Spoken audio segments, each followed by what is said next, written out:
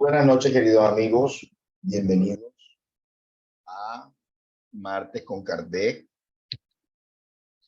Hoy con un tema del libro de los espíritus, instinto de conservación. Mi nombre es Abel Prasca Ortega. Soy presidente de Fusenda. Y bueno, entonces el día de hoy estaré yo dirigiendo este estudio. Les pido que por un momento se concentren en sí mismos para hacer una oración unidos, una oración al mundo espiritual superior, a nuestro Padre Celestial, para pedirle su compañía, su apoyo, su soporte, que nuestro verbo sea fluido, que podamos transmitir de la mejor manera esta temática que ha sido revelada desde hace muchos años, desde hace 166 años, en París, Francia, y que hoy nosotros tenemos este conocimiento como herencia para divulgarlo, para entenderlo y para asimilarlo en forma tal que podamos nosotros tomar en nuestra vida las decisiones acordes con todas estas enseñanzas. Muchas gracias y que así sea. Entonces, el tema se llama instinto de conservación, así lo tituló el maestro Allan Kardec. Vamos a ver entonces qué nos trae este tema. Entonces, está, como les decía, todo consignado en el libro de los espíritus. La pregunta 702 que le formula Allan Kardec a los espíritus superiores es la siguiente. ¿Es una ley natural el instinto de conservación? Respuesta, a no dudarlo. Es dado a todos los seres vivientes, sea cual fuere su grado de inteligencia. En unos es puramente mecánico, en otros racional. La pregunta 703 dice así: ¿con qué objeto otorgó Dios a todo ser vivo el instinto de conservación?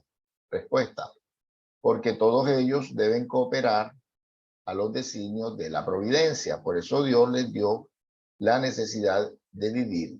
Además, la vida es necesaria para el perfeccionamiento de los seres. Estos lo sienten por instinto sin caer en la cuenta de ello. Entonces, todos los seres vivos tenemos un deseo, una necesidad de vivir, de existir, de sobrevivir. Y Dios nos ha dado ese deseo, ese anhelo, porque debemos cooperar con la naturaleza, con la creación. Nosotros somos co-creadores también. Dios se esconde pequeña, como aparece en los Salmos. Entonces, el encarnar aquí en un plano físico, debemos realizar la función a la que estamos llamados, contribuir con el creador. Y fíjense, allí la fotografía de las hormiguitas. Los seres inferiores de la naturaleza nos dan un ejemplo.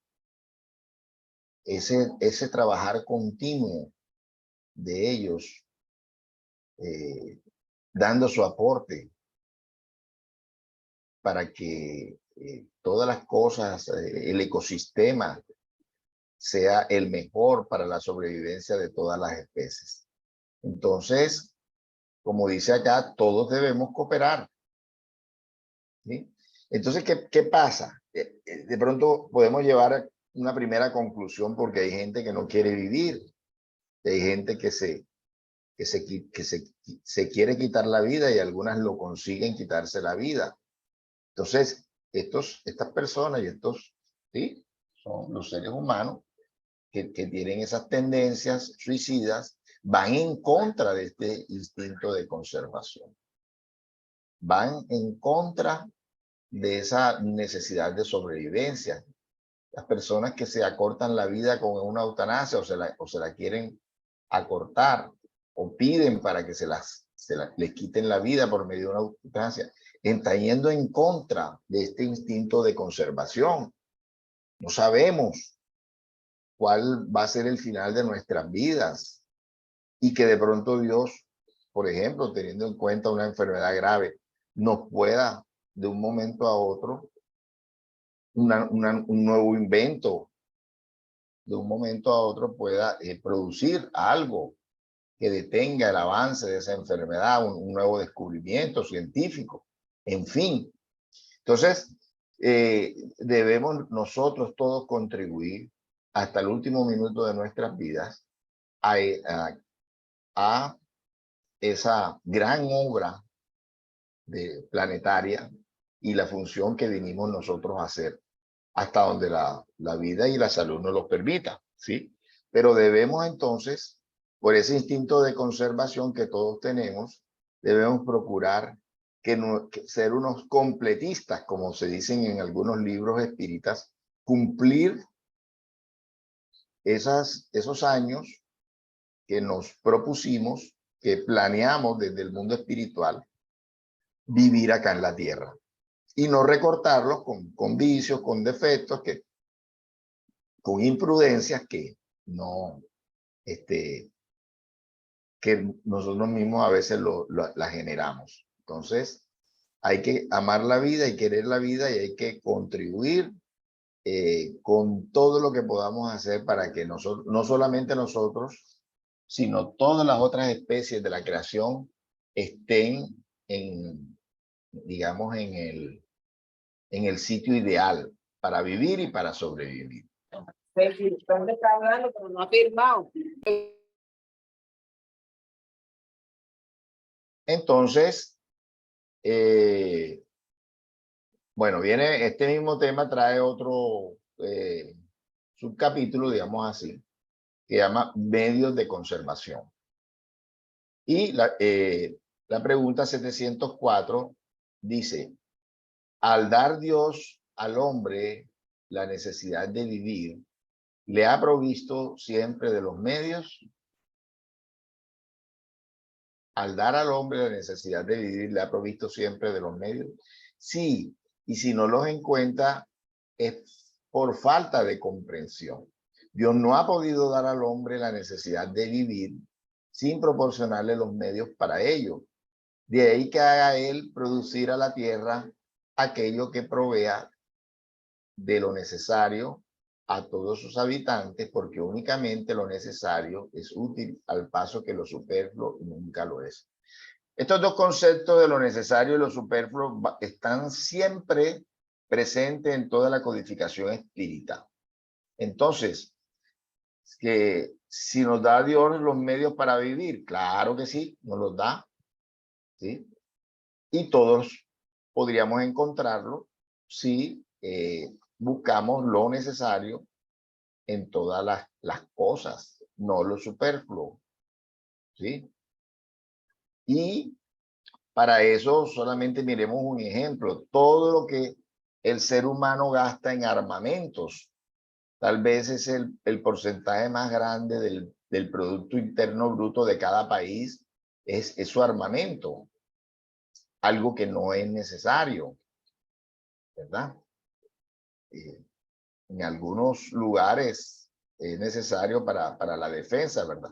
Pero seguramente que si desde el principio de las organizaciones de cada país, ese país hubiera velado por lo necesario de todos sus habitantes, no se necesitarían tanta defensa, tanto armamento, porque cada quien tendría las oportunidades necesarias para vivir, para sobrevivir, ¿sí? Recordémonos que la necesidad la necesidad extrema es una de las, no es la única, pero es uno de los elementos de pronto de violencia que tenemos todos los seres humanos, ¿verdad? Entonces no se necesitarían las armas para defender si todo el mundo tuviera lo necesario. Entonces, esto es muy claro. Dios siempre nos da las opciones para vivir, para sobrevivir, y para eso siempre pensemos en que solamente necesitamos lo necesario, no lo superfluo. Ya entonces, lo superfluo, entonces uno podrá decir, no, pero es que yo no tengo para comprar un carro, yo no tengo para comprar una gran mansión, un gran apartamento, ¿sí? Bueno, eso sería ideal, que todo el mundo viviera cómodamente, pero no es, hay cosas que no son necesarias. Si no tengo un carro, puedo tener un transporte público, una bicicleta, puedo caminar, en fin, no hay cosas que no son, digamos, necesarias. Entonces, eso lo tenemos que tener claro. Y Dios nos da las oportunidades de tener todas esas cosas necesarias. Bueno, la pregunta 705, ¿por qué no siempre produce la tierra lo bastante para abastecer de lo necesario al hombre? Respuesta, porque el hombre ingrato la descuida. No obstante, es ella una excelente madre. Mire qué bonito este concepto de este espíritu superior, esta respuesta de este espíritu superior. Y nos hace acordar, hablando de la tierra, diciendo que es una excelente madre, a nuestros indios que le llaman mamá tierra, ¿verdad? Entonces, y con frecuencia también el hombre acusa a la naturaleza de aquello que constituye un resultado de su impericia o de su imprevisión. La tierra produciría siempre lo necesario si el hombre supiera contentarse con ello. Si la tierra no basta a todas sus necesidades, es porque el hombre emplea en lo superfluo lo que podría destinar a lo necesario. Mira el árabe del desierto, encuentra siempre de qué vivir porque no se crea necesidades caprichosas. Pero cuando la mitad de los productos obtenidos se dilapida en satisfacer fantasías, debe el hombre extrañarse de que no le quede nada para el día siguiente. Y tiene razón de quejarse de estar desprovisto de todo cuanto llegan tiempos de escasez. En verdad os digo, no es la naturaleza la imprevisora, sino el hombre que no sabe administrarse. Bueno, yo no soy experto en agricultura. De pronto aquí, entre los presentes, habrá quien sepa más de agricultura que yo, pero seguramente muchas veces por ambición no dejamos de pronto descansar una tierra que ha sido cultivada, sino que queremos siempre estar produciendo y produciendo por ambición. O sea, no respetamos los ciclos naturales que tiene la tierra, así como nosotros tenemos ciclos naturales también los seres humanos, ¿verdad? La producción, la ambición, siempre todo lo que hacen para acelerar, por ejemplo, que las gallinas pongan cada vez más huevos, y el aceleramiento exagerado por medio de hormonas de todos esos animalitos. Entonces, produce unas reacciones, unas situaciones difíciles que lo que por un lado ayudan, por otro lado perjudican. Entonces, debemos saber tener esa buena relación que muchos de nuestros antepasados, de muchos de nuestros indígenas tenían con las tierras. Por ejemplo, cuando ellos hacían canales para que cuando hubieran subiendas, cuando hubieran crecientes, se pudieran irrigar esas tierras en una forma natural y no se producían los desastres que de pronto hoy en día se producen. Los asentamientos en los lugares donde no nos debemos asentar, porque pueden producir más adelante desastres y muchos tipos de cosas más en cuanto a esto de tener una buena relación con la naturaleza. Dice acá el espíritu, impericia, ¿sí? Dice ingrato, descuida la tierra, imprevisor.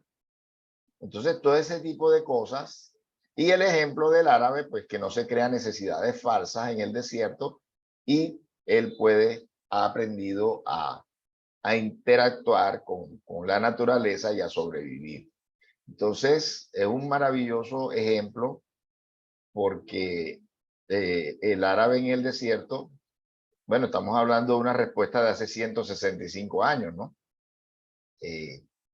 Una realidad completamente de pronto a los árabes y cómo ha sido el proceso del desierto allá, todo lo que han encontrado, el petróleo y todo ese tipo de cosas que puede ser algo diferente. Bueno, pero para la época es válida esta comparación de Kardec para la época, y es que a veces nos creamos necesidades ficticias, digamos, o exageradas.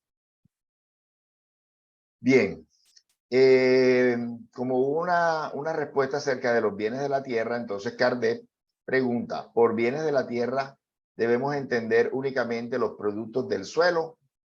Y la respuesta es, el suelo es la fuente primera de donde derivan todos los otros recursos, porque en definitiva esos recursos no son más que una transformación de los productos del suelo.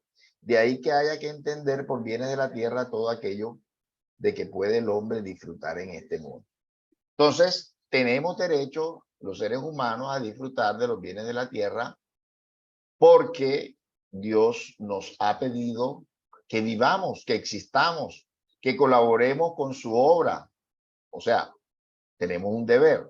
Como tenemos un deber, entonces Dios nos otorga el derecho de poseer los bienes de la tierra.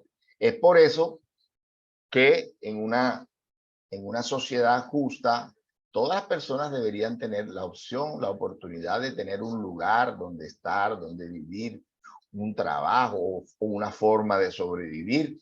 Pero bueno, estamos apenas acercándonos a una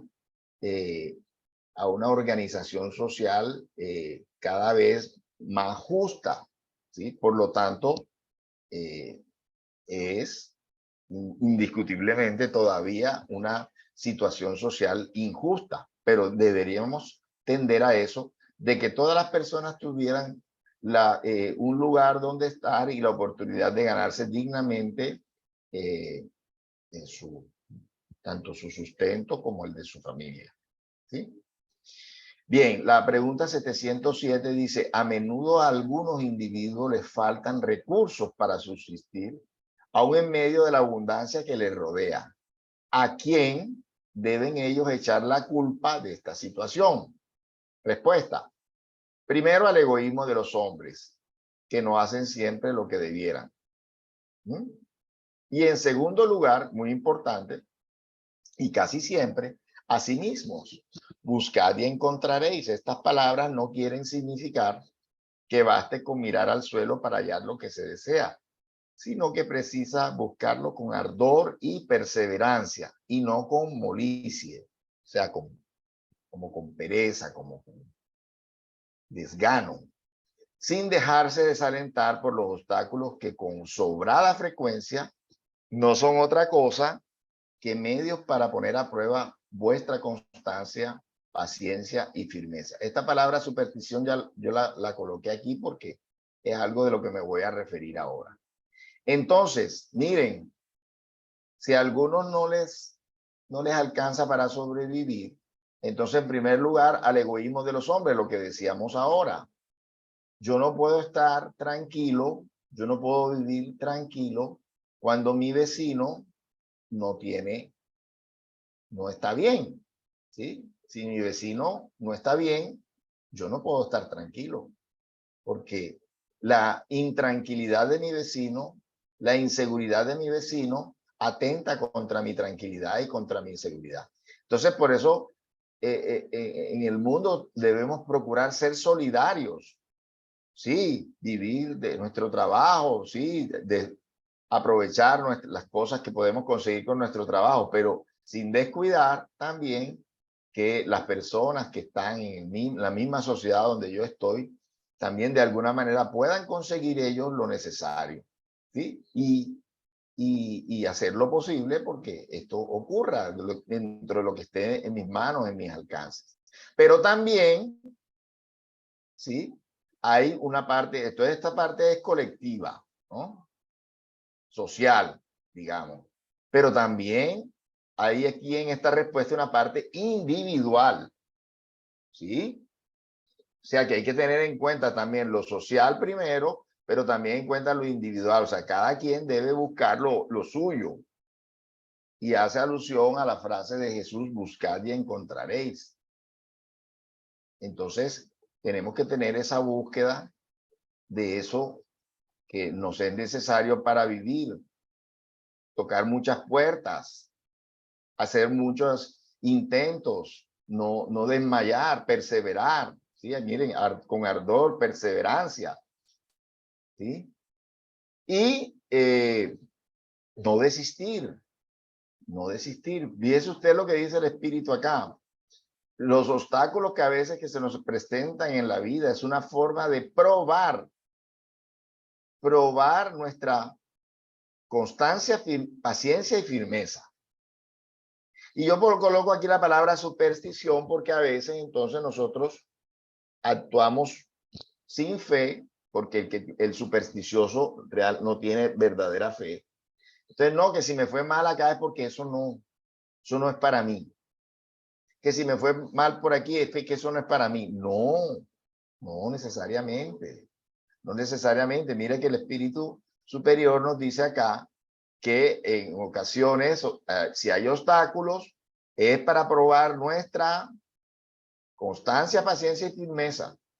No podemos estar con eso de que si me fue mal esta vez, si me fue mal la primera vez, si me fue... No. Hay muchos ejemplos en el mundo de seres que perseveraron y consiguieron lo que podía parecer en un momento dado difícil o imposible. Entonces, por eso coloco acá la palabra superstición. La verdadera persona de fe no es supersticiosa. No es supersticiosa y muchas veces nos toca perseverar. No podemos saber si algo de verdad no es para nosotros si no lo intentamos. Y para intentarlo no solamente es una vez, ¿ok? Sino repetidas veces. Bueno, entonces hay aquí una nota de Kardec que ustedes saben que en diferentes secciones del libro de los espíritus, después de algunas preguntas y respuestas, él hace como una nota aclaratoria o de profundización. Dice, si la civilización multiplica las necesidades, también multiplica las fuentes de trabajo y los medios de subsistencia. Estamos hablando de la civilización, o sea, el progreso. Pero hay que convenir en que a este respecto le queda todavía mucho por hacer. Cuando haya comprendido cuál es su obra, nadie podrá decir que carece de lo necesario, si no es por su propia culpa. La desgracia de muchos consiste en que se internan en un camino que no es el que la naturaleza les ha trazado. Y entonces les falta la inteligencia necesaria para triunfar. Hay sitio para todos bajo el sol, pero a condición de que cada cual ocupe el que le corresponde y no el de los demás. Nota de Allan Kardec. Yo coloco aquí la palabra vocación porque me voy a referir a eso. Porque prácticamente aquí Kardec se está refiriendo es que debemos hacer en la vida lo que para lo que somos buenos, para lo que creemos que somos buenos, ¿sí? Y no hacer algo que de pronto yo, o porque dé plata, o porque me va a llevar a tal posición, por ambición, o por orgullo, por ego, por vanidad, entonces yo voy a hacer eso porque, o eso es la moda, eso es lo que está dando plata ahora y entonces yo me voy a meter en eso. ¿Ya? Entonces, fíjese aquí, no está en el lugar que la naturaleza le ha trazado y a veces por eso nos va mal en un lugar o en una empresa o en una profesión o en una ocupación porque no es lo que de verdad. A mí me pasó con una empresa donde yo insistía y hasta que un día renuncié porque me di cuenta que ese no era el lugar donde yo debía estar. Y en efecto no me fue, o sea, no me fue mal, pero no me fue tan bien. O sea, no vi progreso.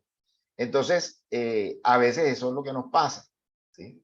Ahora, miremos a alguien que quiere estudiar música. ¿Qué le dice? No, que va a estudiar música. Si eso no da plata, si eso no, de eso no se vive. A mi esposa le dijeron que ella quería estudiar actuación y ella le dijeron que eso era para las personas de mala vida, ¿sí? Bueno, entonces a veces las personas no estamos en ese centro, en ese lugar donde deberíamos estar y por lo tanto no nos va tan bien y no nos ganamos la vida dignamente por esa situación. Entonces, mucho cuidado con eso, que ese también es una de los secretos de la felicidad aquí en la tierra, ¿sí? Estar uno haciendo lo que a uno le gusta, le place hacer. Y si uno hace lo que le gusta hacer, es muy raro que le vaya mal, ¿verdad? Entonces, la naturaleza no puede ser responsable por los vicios de la organización social y por las consecuencias de la ambición y el amor propio. Entonces, es consecuente con lo que acabamos de decir, ¿verdad? Entonces, hay que ser, entonces, y con nuestros hijos y con las personas que tenemos a cargo, procurar incentivarlos que sigan esa línea de su corazón. A mí me gustó mucho, creo que bueno, mi esposa y yo lo hicimos con nuestras hijas, pero me gusta mucho un caso de alguien famoso, ¿no? Que es Deepak Chopra, que su hijo le decía que quería estudiar algo, o él le preguntaba que quería estudiar. Y entonces él tenía esa duda de que si lo que iba a estudiar le iba a dar medios para vivir. Y Deepak Chopra le dijo, estudia lo que tú quieres y si no te alcanza, yo te ayudo. Pero no necesito ayudarlo porque estudiando lo que él quiso estudiar, le fue muy bien. Entonces, siempre de pronto de jóvenes, de niños, tenemos ese temor de que eso no nos vaya a ayudar a subsistir, digamos, esa elección que tengamos. Bueno, sin embargo, habría que ser ciego para no ver el progreso que ha realizado en este aspecto en los pueblos más evolucionados, merced a los loables esfuerzos combinados que la filantropía y la ciencia no cesan de hacer en pro del mejoramiento de la situación material de los hombres y a despecho del incremento continuo de la población y la insuficiencia de la producción es atenuada, al menos en gran parte, y los años más calamitosos no tienen nada de comparable con lo que eran poco tiempo atrás. La higiene pública, este elemento tan esencial para la energía y la salud del individuo, desconocida por nuestros padres, recibe hoy preferentes y esclarecida atención. Otra vez, estamos recordando, esto es una nota de Allan Kardec, que este comentario fue en 1857. Si ya en 1857 ya él podía apreciar un progreso en todo con respecto a la filantropía. ¿Qué es la filantropía? Pues es el amor al ser humano, ¿no? Todo lo que el ser humano ya estaba haciendo en esa época por el que tenía más problemas para conseguir sus ingresos, y la ciencia, si ya estaban haciendo, y la higiene pública ya estaban haciendo esfuerzos grandes. Ahora imagínense, 163 años después, todo lo que la evolución y el progreso ha conseguido. Sin embargo, todavía hay necesitados creo que en todos los países del mundo, desde el más desarrollado al menos desarrollado, hay necesitados. Hay personas que no tienen un techo, ¿sí? Hay personas que no tienen lo necesario. Hay personas que mueren de frío por no estar suficientemente abrigadas. Mueren de hambre todavía. Mire, fíjense los casos de la Guajira, niños que mueren de hambre. Ese sí es un desierto, todavía la Guajira. Y bueno, recientemente el presidente estuvo una semana ya tratando de hacer algo especial por esta región que ha sido abandonada hasta por sus propios hasta por sus propios personas de bien, de influencia. Entonces, y así hay muchas y varias zonas en nuestra misma Colombia, en el Chocó, por ejemplo. Entonces, hay que hacer esos esfuerzos sociales por ayudar a los que tienen menos oportunidades, ¿sí? Y también estimularlos, como nos decía la respuesta que pudimos apreciar, estimularlos también al progreso, al emprendimiento, ¿sí? A la independencia. No siempre, pues, tenemos que estar dependiendo de que nos den un empleo. Podemos nosotros también, por nuestra propia cuenta, crear situaciones, escenarios, ¿sí? Pero se necesitan de ambas cosas, del elemento social y del elemento también individual. Bueno, fíjense ustedes, bueno, vamos a poner un ejemplo acá de las cosas que nosotros tenemos. Los espíritas en Brasil es un ejemplo de ayuda social increíble. En una ocasión le preguntábamos a Divaldo que por qué los espíritas, el espiritismo era tan bien apreciado en Brasil, y él nos respondía que todo lo que hacen en la parte social los espíritas en Brasil es equivalente a lo que hace el propio gobierno de Brasil en la parte social, ¿sí? Entonces, fíjense ustedes, los espíritas en Brasil han multiplicado la ayuda social que da el gobierno en sus propias organizaciones, en sus propias fundaciones, en sus propias tareas de solidaridad. Entonces, es por eso porque mucha gente ha recibido de los espíritas en Brasil. Por eso es el respeto. Lo propio tenemos que hacer nosotros, los espíritas, aquí en Colombia, y no solamente los espíritas, todos los cristianos en general y todas las organizaciones. Lo que aquí Kardec llama la filantropía, ¿cierto? Bueno, el infortunio y el dolor de los desamparados, sigue Kardec, encuentran lugares de refugio. En todas partes la ciencia es utilizada para aumentar el bienestar. ¿Significa esto que hemos logrado la perfección? Por cierto que no, pero lo que hasta aquí se ha hecho nos da la medida de lo que puede hacerse con perseverancia. Si el hombre es lo bastante sensato para buscar su felicidad en las cosas positivas y serias y no en utopías que lo retrogradan en vez de hacerlo progresar. Entonces se han hecho muchas cosas, pero la población aumenta de año en año, ¿verdad? Entonces, así como se han hecho muchas cosas, siempre se van a necesitar más cosas, ¿sí? O por lo menos que las condiciones de esos seres que nazcan, pues no tengan esa precariedad de sus padres o de sus abuelos, ¿cierto? Entonces, que haya un verdadero progreso. 708. No hay situaciones en que los medios de subsistencia no dependen en modo alguno de la voluntad humana y en que la privación de lo más indispensable es un resultado de la fuerza de las circunstancias.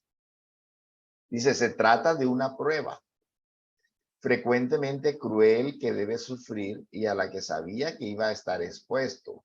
Su mérito estriba en la sumisión a la voluntad de Dios.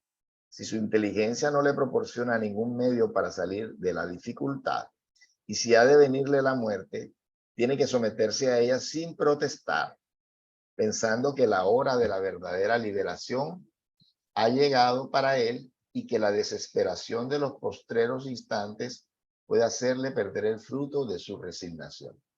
Entonces, esto también es algo que aparece en varios pasajes, en varios libros de la codificación espírita, de la revelación espírita.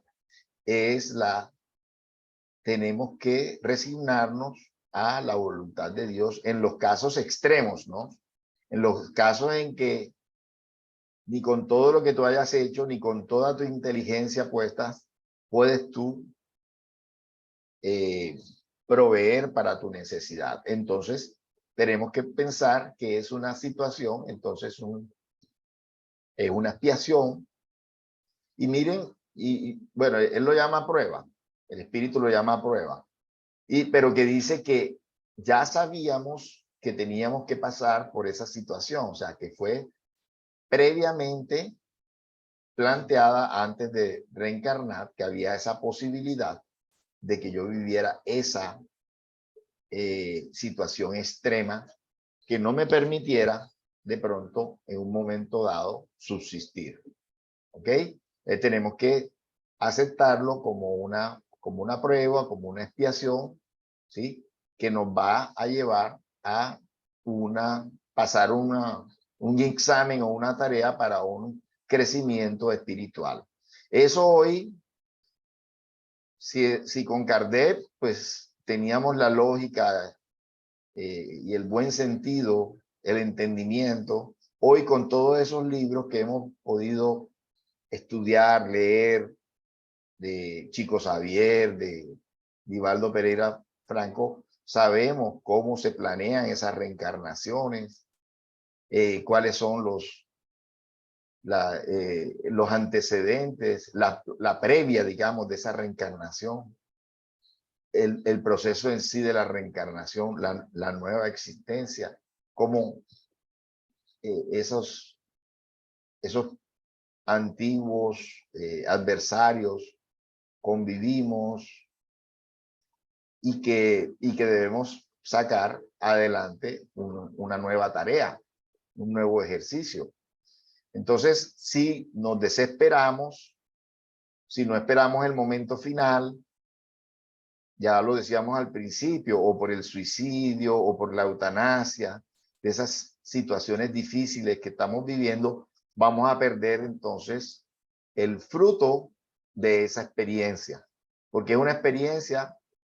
Dios es amor y si estamos viviendo una situación difícil, debemos pensar es que porque necesitamos pasar por esa experiencia para crecer, para entender mejor esas leyes que de pronto en el pasado violamos, nos escapamos de ellas, no la cumplimos y hoy estamos obligados a cumplirla. Y si desistimos en los últimos momentos, perdemos ese fruto, ese logro de haber pasado esa prueba o esa expiación.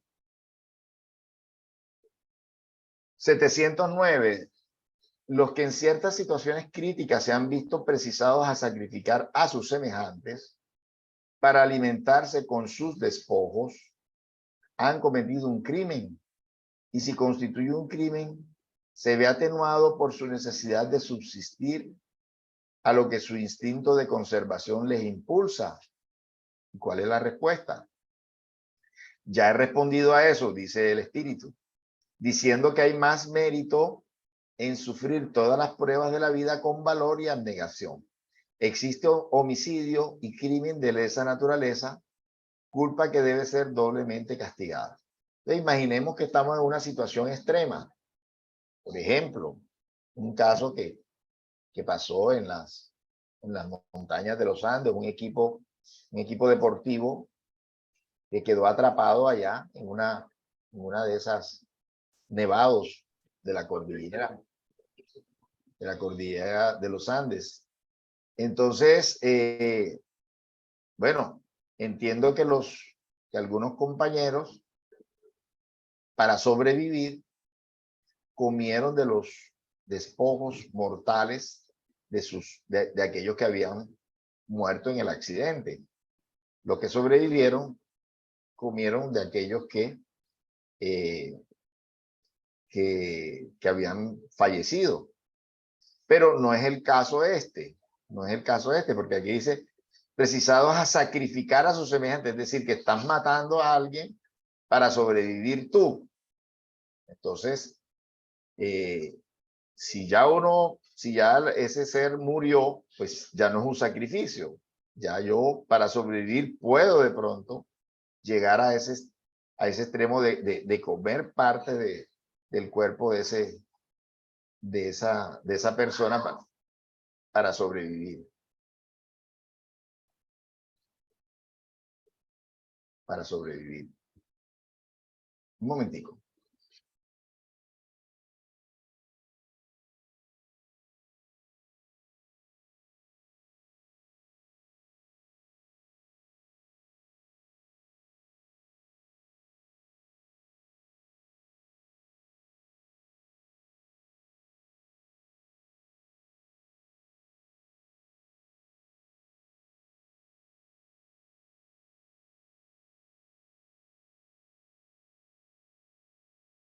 Entonces, pero si no fuera el caso de que ellos ya hubieran fallecido, sino que entonces para yo sobrevivir, asesino a alguno de ellos para yo, digamos, comer de sus despojos, ya no es un mérito, ya no, o sea, ya no es sobrevivencia, ya ahí es un demérito, ya es una situación que yo no acepté esa prueba, esa situación extrema y sacrifiqué a esa persona. Dice, existe homicidio y crimen.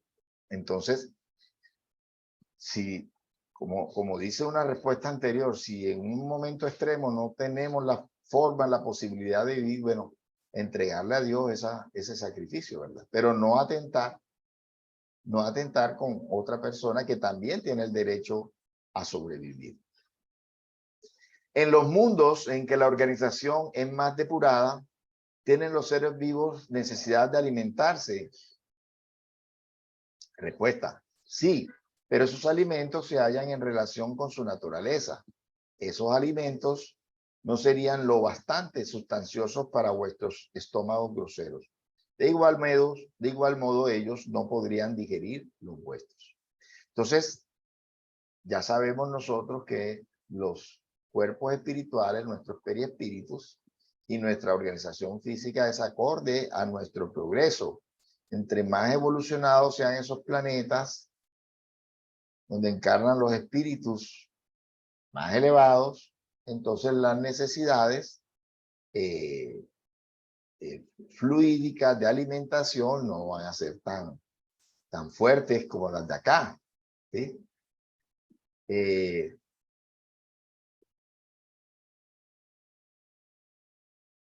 Bueno, y ahorita respondemos una pregunta que nos hacen. Entonces, todo es acorde, todo es acorde. Fíjense, ellos no podrían comer nuestros alimentos y nosotros no podríamos sobrevivir de los de ellos si nos pudiéramos comparar en este momento con ellos. Me gusta mucho la frase de Charles Darwin, que dice que la naturaleza no da saltos. Entonces, y la evolución espiritual tampoco da saltos. Entonces, poco a poco vamos desmaterializando nuestro cuerpo periespiritual y nuestro cuerpo físico, y por lo tanto nuestra alimentación también será menos grosera, menos fuerte, menos sólida, ¿sí? Pero eso es paso a paso, ¿sí? Todavía nos falta. El disfrute de los bienes terrenos es otro subcapítulo que tiene este tema del instinto de conservación. La pregunta 711 dice así: ¿el uso de los bienes de la tierra constituye un derecho del que gozan todos los hombres? Dice, ese derecho es la consecuencia de la necesidad de vivir. Dios no puede haber impuesto un deber sin que haya provisto un medio para cumplirlo. La pregunta 712 dice, ¿con qué objeto ha dado Dios un atractivo al disfrute de los bienes materiales? Respuesta, es para incitar al hombre el cumplimiento de su misión y también para probarlo por medio de la tentación. Y contra pregunta Kardec, ¿y cuál es la finalidad de esa tentación? Desarrollar su razón, la cual debe preservarlo de los excesos. Entonces, fíjense, otra vez, tenemos un deber que es el de vivir y tenemos un derecho, el de gozar de los bienes de la tierra. Dios nos hace un deber, nos impone un deber, pero también nos da el derecho de disfrutar los bienes de la tierra. Entonces, eso ya lo habíamos hablado. Ahora, ¿con qué objeto ha dado Dios un atractivo a los bienes materiales? Porque si no hubiera un atractivo, una sana ambición, entonces la gente no trabajaría, no se esforzaría, no investigaría, ¿sí? A veces lo hace por necesidad, a veces lo hace por ambición. Entonces, todo se detendría si no hubiera un atractivo en los bienes materiales, ¿sí? Entonces, eso es una misión que tenemos nosotros, colaborar con todas las cosas aquí en la tierra, con todas las tareas, con todos los trabajos, con todas las investigaciones, ¿sí?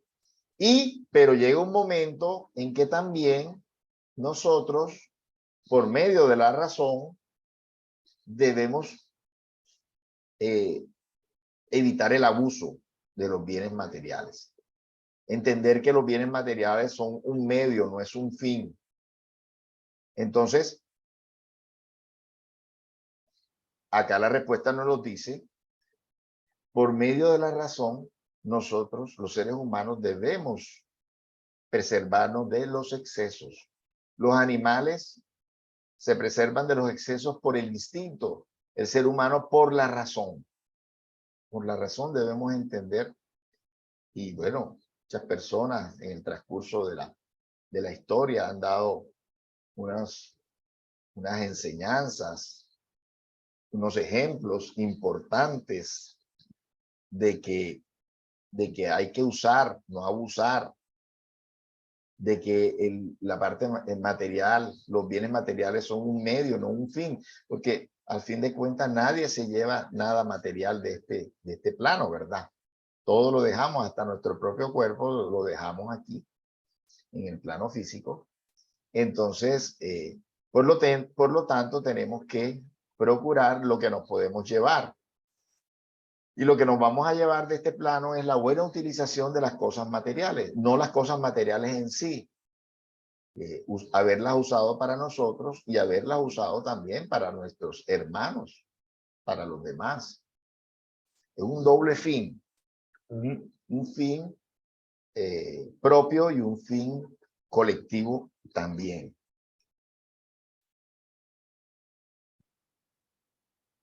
Bueno, dice Kardec, creo que es la última, no, todavía falta.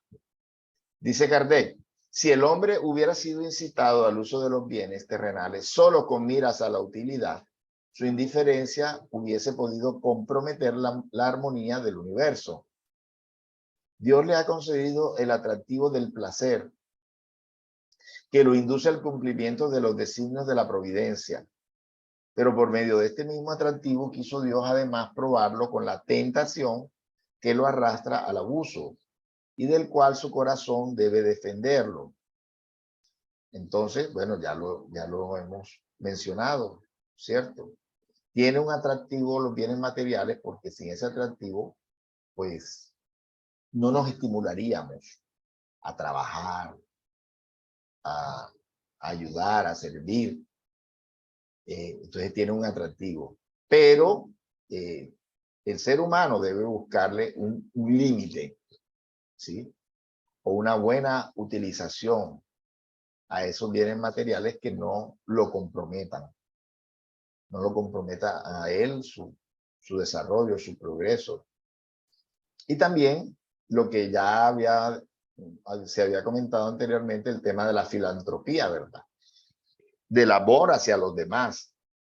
Y el hecho de que no podemos estar tranquilos cuando mis hermanos, las otras personas, los otros habitantes de este planeta no están tranquilos, no tienen todos los medios de subsistencia, no tienen todas las formas de obtener eso necesario, ¿no?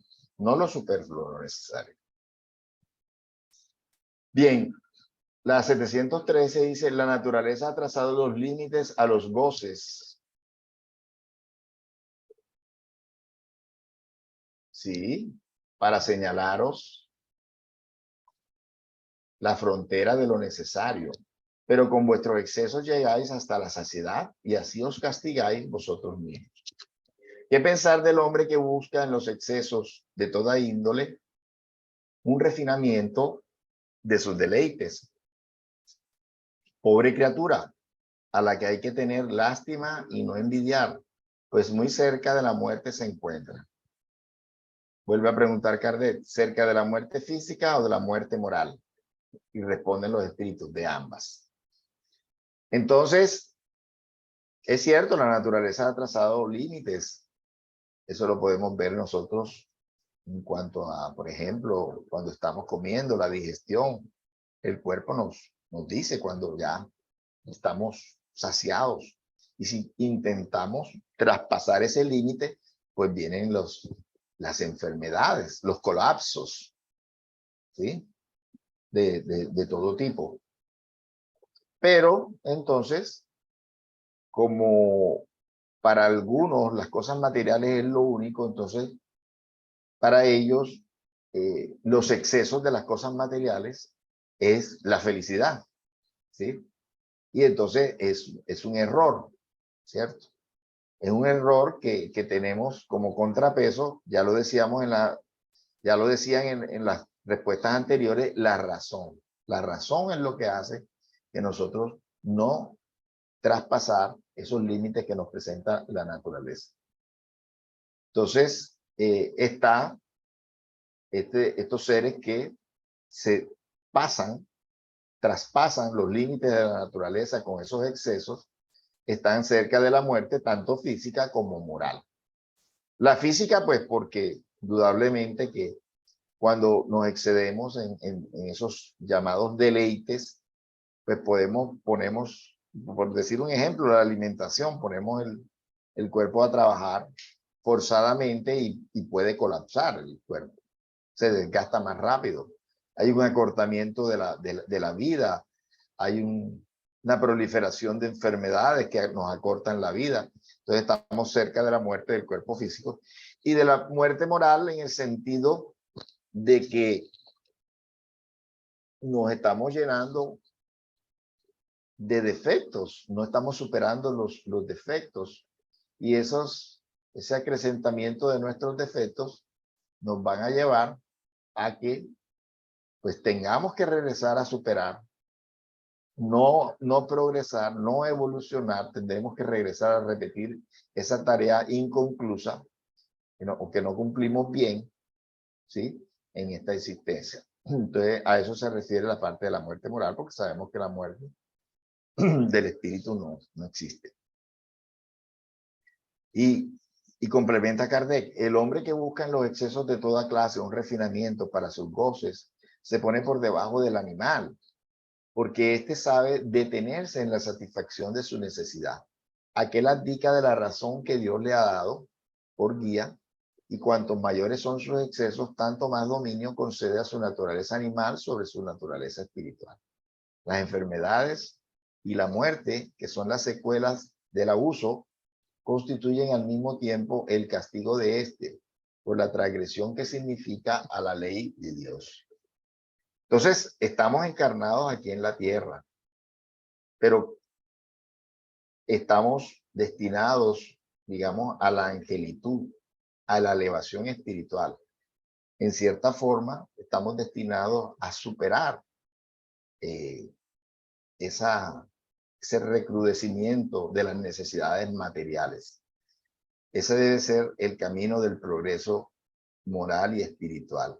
Cada vez depender menos de esas necesidades materiales. Solamente necesitar lo básico, digamos, ¿sí? Lo necesario. Entonces, pero con los excesos de las cosas materiales, al contrario, nos estamos apegando más a las cosas materiales. No digamos que vamos para atrás, pero sí nos estancamos, porque nuestro objetivo siempre será moral, siempre será espiritual, siempre será desmaterializarnos, los seres humanos, ¿sí? Los seres humanos, los animales todavía están apresados en los instintos. Sin embargo, fíjense ustedes que los instintos los llevan a ellos a cumplir, a no tener excesos. Esos excesos en los que entramos los seres humanos cuando no utilizamos la razón, cuando abdicamos de la razón, cuando dejamos de un lado la razón y nos volvemos solamente abocados a la parte material, ¿sí? A la parte sensual. Bien, entonces esto ha sido todo lo de instintos de conservación. Vamos a contestar la pregunta de nuestro hermano Juan Ramón, que nos ha hecho esta pregunta. ¿Cómo sería este caso para los caníbales que matan seres humanos para alimentarse? Bueno, hay que hablar del tema evolución, ¿cierto? Los caníbales no, las razas caníbales que tenemos en la Tierra, no solamente tienen a los seres humanos para alimentarse, tienen los animales para alimentarse. Entonces, hay que ver cuál es la motivación de ellos que matan a seres humanos para alimentarse, pudiendo haber animales y abstenerse de alimentarse de seres humanos. Habría que ver la situación, digamos, socioeconómica, pero indudablemente estamos hablando de una raza inferior y eso tiene sus atenuantes, ¿sí? Digamos que en un planeta de expiación y prueba hay muchos niveles, tanto puede haber niveles de planetas de mundos primitivos, como pueden haber niveles de planetas ya en vías de regeneración. Entonces, si está en ese nivel inferior de evolución, pues tienen atenuantes. Acuérdense que aquí lo que decían los espíritus, que es el contrapeso de estos abusos, era la razón. Y indudablemente entre los caníbales no puede estar muy desarrollada la razón. O sea, los caníbales estarían más cerca de pronto de los espíritus recién salidos de las manos del creador, simples e ignorantes, que ya los espíritus de raciocinio elevado. Entonces ellos prácticamente serían como animales, prácticamente. ¿Sí? No conozco el caso sociocultural de los caníbales aquí que tenemos aquí en la Tierra todavía, pero como les decía, tiene su atenuante por su nivel evolutivo, ¿sí?